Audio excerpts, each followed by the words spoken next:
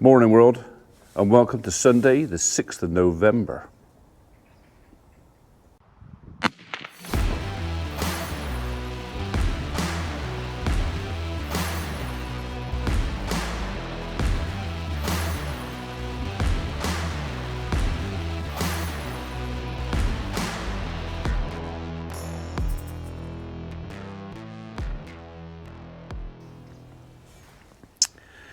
Okay, so you've kind of missed it all. I've already done it all this morning.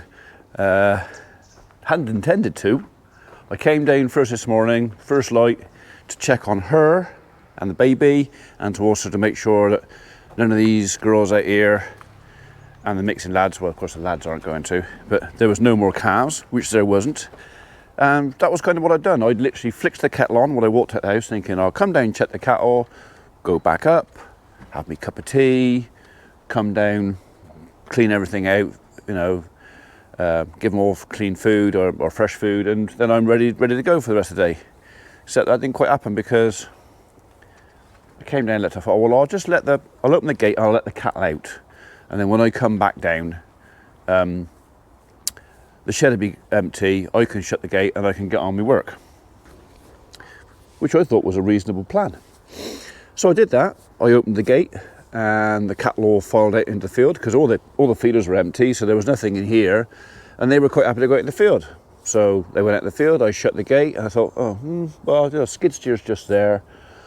I know, and the bale spikes were on. I'll put the bales in the feeders, and then I'll go and have my cup of tea. And then when I come back down, I've only got the mucking out to do. That's it. It's just the mucking out. I kind of split the job in two with a cup of tea in between, so good plan. So I did that, got the bales, put them in the feeder, and then I thought, well, I'm on the skid steer, I'm kind of here, I'll muck out the far yard, and then I'll go and have my cup of tea. So, now bearing in mind, I had none of this on. I was down here in a t-shirt and a shirt, and a pair of jeans with a hole in them, and it's a bit fresh this morning. Thought, yeah, I'll do that. I'll muck out that end yard, which is the little bit, and I've kind of done half of the job then. So I've done half of the job before my cup of tea and breakfast, and I'll come back and complete it after breakfast. Cattle are out in the field, they're all quite happy.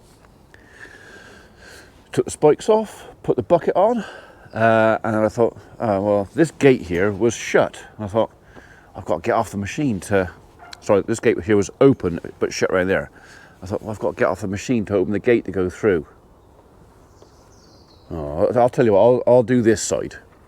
So instead of doing the small side, this is literally just because I could not be bothered to get off the skid steer to open and close the gate. That's all it was. I'll do this side. But I was on the machine, the bucket was on, I was ready to go. So I got into the shed there and I cleaned out that side of the shed. Which didn't take very long because actually it wasn't that dirty, and I think I had about 2 bucketfuls of mucky chip out of there. That was all. I am gradually starting to build the bed up a bit now because as winter gets longer or shorter days and wetter and damper, it's with the wood chip based bed, you're better off having 10 inches of chip underneath, because what happens is as the chip gets deeper and they move around, they destroy the poos. It disappears in the wood chip. It's a phenomenon. Yeah, it just happens that way. So I went in there and I mucked the shed out, put fresh chip in there, and I thought, well, I'm here, I'll just do the yard. So I came in here and scratched around the yard, and this side was done. I think, brilliant, I'll go and have a cup of tea, and I'll come down and do the end of the yard. And I was just about to put the machine away, and I thought, well, bloody hell, I've only got half an hour. The end yard is half an hour's work. Is it really worth my while now, packing away, going having me breakfast, and coming back down to do a half an hour job? Well, I'm already here. So I carried on, and I did the far yard as well. Cleaned all that out, mucked it out. So basically, I did everything that I intended to do after breakfast, I did before breakfast, but because I hadn't dressed, I hadn't put no warm clothes on. I mean, it's not cold. I hadn't put any warm clothes on. So when I got back up the house at breakfast, I was blinking frozen. my hands were like knobs of ice. Because of course, sat on the machine, I'm not really working hard, it's just operating the machine. So yeah, so mother-in-law laughed at me. You all right? No, I'm bloody cold. Why? And I did a brief description of what I just told you. And it's like, well, it kind of serves you right. Yeah, I know. But I sort of, I don't know, is any of you like that? You sort of start a job, maybe not intending to finish it there and then, but you start a job and then you just can't stop.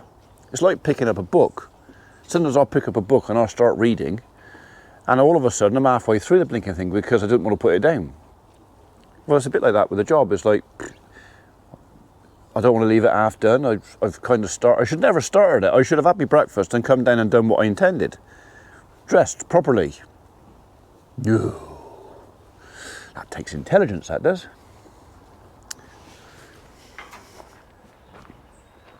Anyway, so all the jobs are done. Everybody's happy. She's nice and clean. That calf is such a skippy and happy little fellow.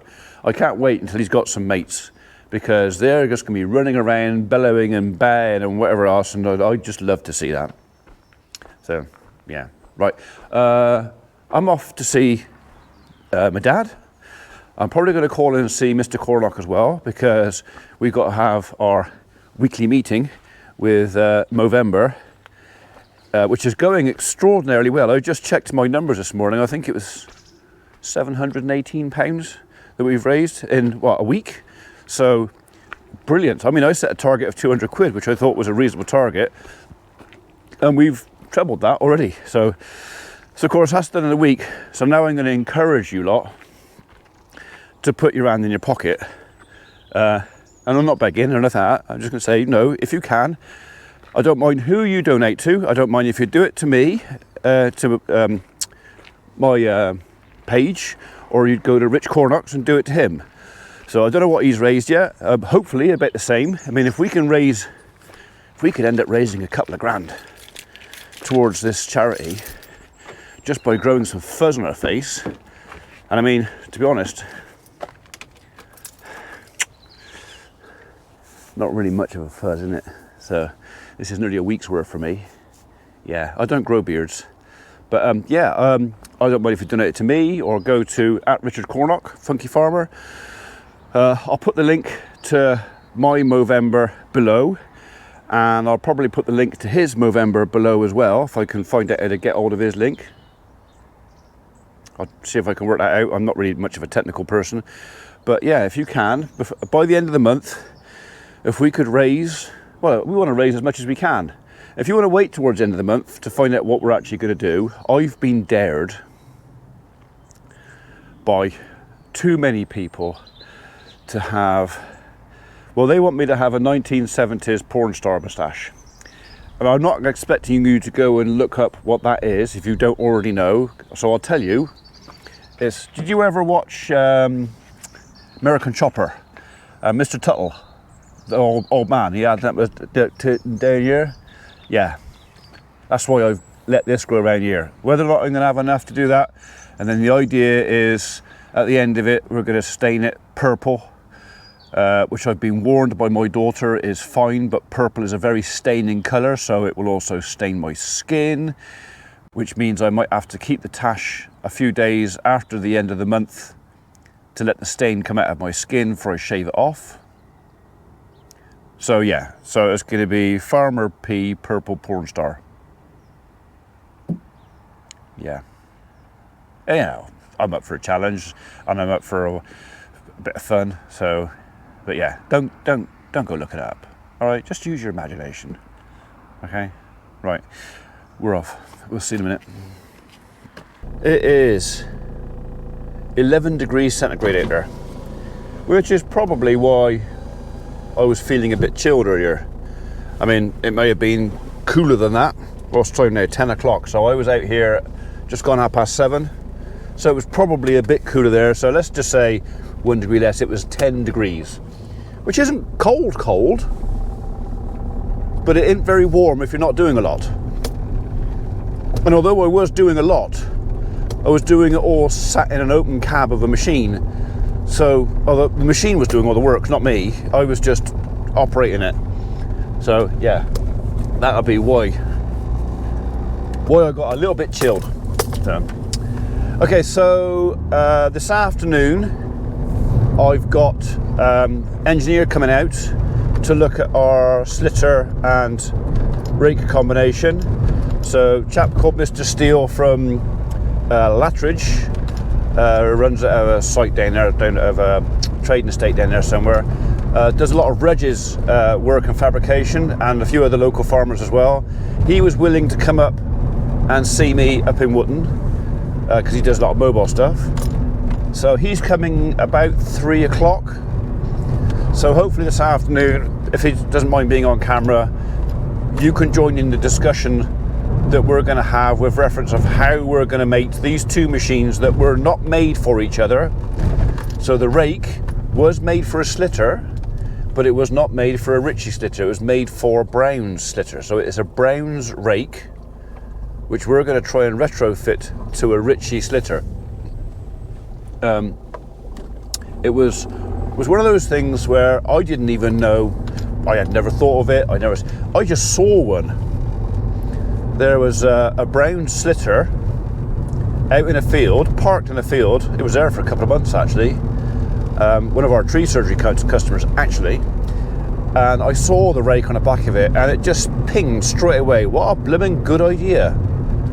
You know, the whole idea of slitting is aerating the soil, breaking the top out, breaking the crust or surface pan, encouraging root growth and stuff like that. Well, the other thing that encourages that sort of thing is a jolly good raking with a chain arrows or a grass harrow. But to have a grass harrow fitted on the back of the slitter just makes complete sense to me. I can do literally two jobs in one pass. So in effect, I kind of double the size of both machines. Do you understand what I'm trying to say with that? Is I'm only doing one pass. So if I had that machine on each machine as an individual, well, just the cost saving on time and fuel is going to be reasonably significant, I should think. So yeah, well worth it. And my 100 horsepower case is going to be more than capable of looking after that. So yeah, so if any of you are wondering what's happening on the tractor front, I'm still looking, okay? I haven't completely given up looking. I have spoken to the various dealers and said I don't think we can justify a new one, and I still don't think it's going to be this year. It's probably going to be next year. We'll just see what's going on with the world at the moment. With the cost of everything else going up, I'm kind of hedging my bets, really, sort of saying, right, well, I'm going to hang on to the pennies I've got, because if the fuel bill's going up for over to Christmas, electric, gas, and all that sort of stuff, I know it seems daft, but we could be talking thousands of pounds difference. The same as everybody else out there. You're all going to be suffering the same thing. And it's the case of there'll be those of you that are going, oh, I was going to have a new car next year and a holiday. But you know what? I won't order that car now, and I won't book that holiday now, because I don't know if I'm going to be able to afford it after Christmas. Who knows what's going to happen with fuel costs? You know, I can't see the war in Ukraine ending any time very soon. It's a squirrel! It's a squirrel! Yeah, the squirrel! Yeah, you missed him, didn't you? Sorry, it was a squirrel. It was a squirrel, yeah. Look at the sunshine. Lots of clouds. Could still get some rain, but the sunshine.